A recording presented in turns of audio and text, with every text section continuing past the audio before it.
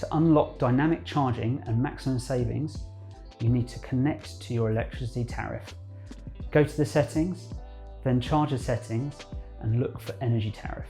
Popular smart tariffs like Intelligent Octopus Go are specifically designed to work with EV chargers like Ohme. These tariffs have cheap off-peak windows, sometimes as low as 5p per kilowatt hour.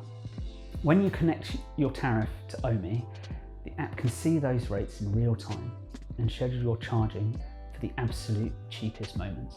To add your tariff, you'll need your electricity supplier's details and your account information. Tap Add Tariff, select your supplier from the list and follow the prompts. Most major UK suppliers are listed from Octopus Energy to EDF to British Gas. Once it's connected, the app shows you a live visualization of electricity rates throughout the day. You can literally see when the cheapest charging windows are. This is how you save up to 70% compared to the standard rates.